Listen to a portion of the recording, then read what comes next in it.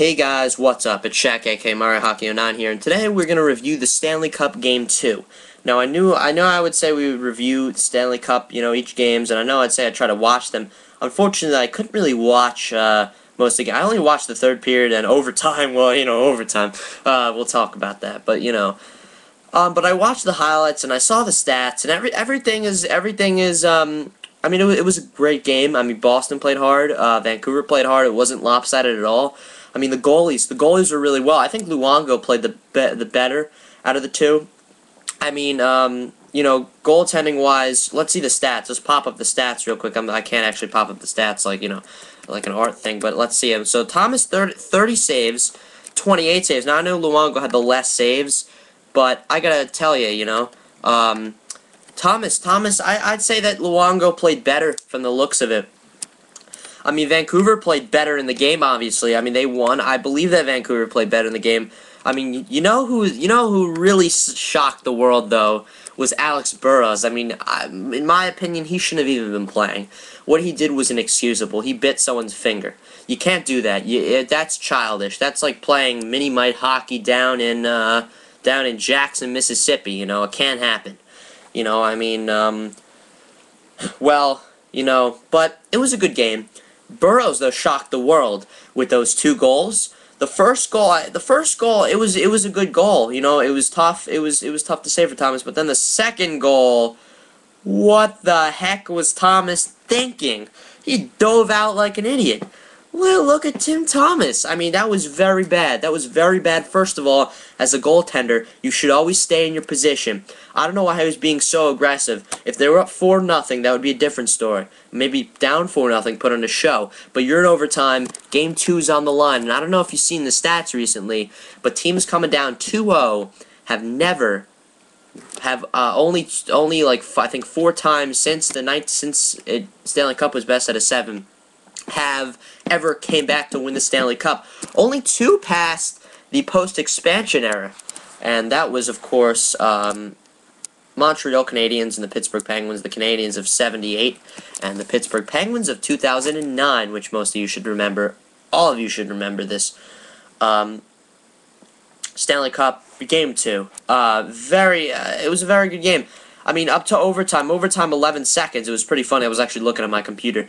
And I was like, okay, I was checking something, click exit. I'm like, all right, they're not going to score. And the next thing you hear, the horn. I'm like, whoa, wait a minute, 11 seconds in.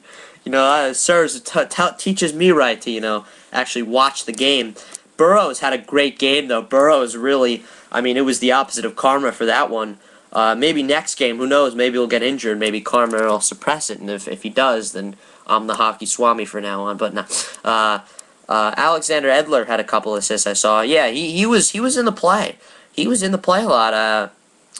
Yeah, and Edler's a good scorer. He plays well. I mean, one thing that I always like the middle guys. I always like the guys kind of like let me give you an example. I'm guessing kind of like a David Clarkson type. Kind of like Jamie Langerbrunner. I like those guys in the middle who help out with the play because they're the guys who really do it. If you notice in the NHL, the scorers are usually the ones who put it away. I mean, unless you have someone great like an Ovechkin who could skate, someone like someone who's fast. If you're not fast and you're a scorer, you're most likely a garbage picker-upper. But I like the guys like Edler. Oh, another thing to take into account: Alexander Burrows, his shot percentage 100%. So guess what? He only had 2 shots, and I guess those 2 shots are worth it. Now, I also want to give a good shout-out to Mark Recchi over here. Mark Recchi, 43 years old, the oldest player to score in the Stanley Cup Finals, which is very, very great. Very great. I mean, Mark Recchi, I know it was only a tip-in. It was only a tip-in.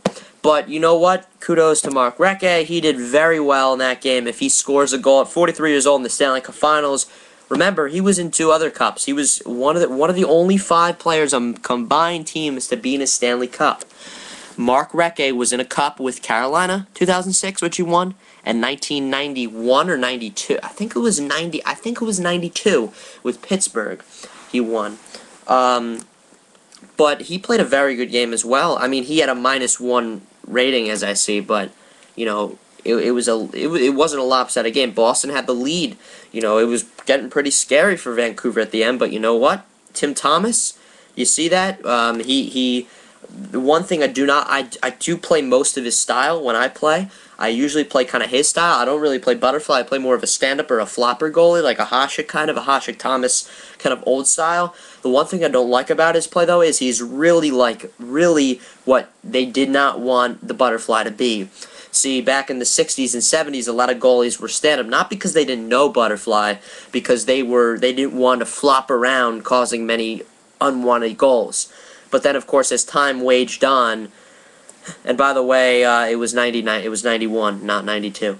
So, as time waged on, you know, as time waged on, people saw the flaw in this, and people started going butterfly and started being moderates. See, someone like I like Tim Thomas's playing style to an extent. I like that he doesn't give it up over the shoulder. I like that he makes all these acrobatic saves, but when it fails, he looks like an idiot. And you saw it twice. I mean, the second goal by Vancouver and the third, I mean, if you look at what Thomas did, he slid over and he lifted his leg up. He kind of slid over. A butterfly goalie would slide over, which is more graceful. It seemed like he had a chance. I mean, it looks cool, but from a goalie's perspective, you're missing it by a mile. You're trying, but you're missing it by a mile. You'd rather take the time to do it the right way. That's the thing you got to learn in goalies. You don't want to do it the quick way, because the quick way will land you in a mistake. The right way is the way you want to do it. But the game was played well overall, I think. You know, it's just a matter of whatever, basically. You know, it's a matter of who got the best, who got more shots in the net, and guess who got more shots in the net? That's Vancouver. I mean, Burroughs was very lucky to score that goal from the beginning, believe it or not. Because guess what? That was a tough goal. The way he was positioned. He could have taken the time, technically, to actually wrap himself around and score. I don't get what Tim Thomas was doing, though. Let me go back to that. What the heck was Tim Thomas doing? I really don't know. Zdeno Chara.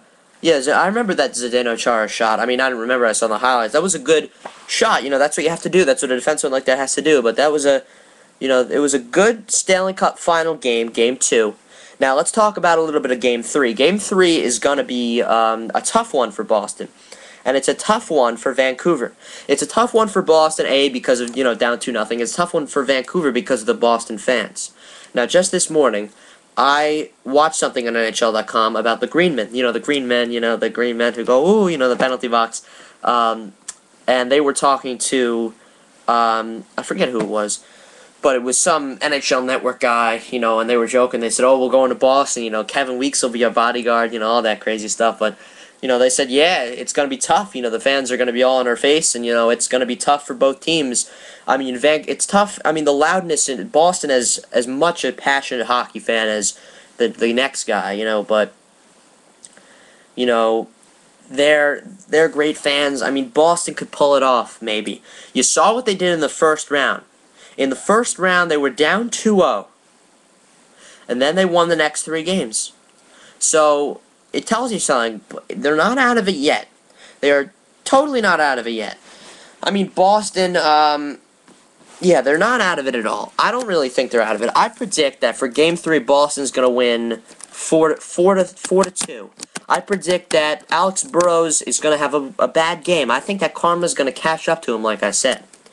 But Game 3 will be a good game from a, you know, hockey fan perspective, from a perspective of any guy, but maybe not the perspective of the losing team. But I think that Game 3 will be a good game, but a 4-2 Boston win. All right, I might do a test video soon, and I have an announcement to say, or to tell you. Fraps, I told you, Fraps, you know, I did download a full free version, and it really made my computer lag, so I uninstalled it right away. And I told you my problem, guys. You know, I really want to do this Napoleon Total War walkthrough thing. I'm not doing Prussia. I'm going to do Russia.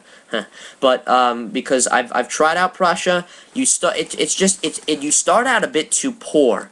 You start out too poor, and you start out in a position where you're neutral. You start in a position where if you go to war with someone, it can affect your whole trading economy. I tried Austria. Austria is just too risky. I mean, the French go for Tyrol right away, so I think that Russia will be good. I would like to do the French campaign with you guys, but I just finished. Well, I finished the French campaign. Technically, I didn't finish it. See, what happened was I was about to collect the last region that I wanted, which was Norway. And the game froze up, and I even did it on auto-resolve, and the game froze up.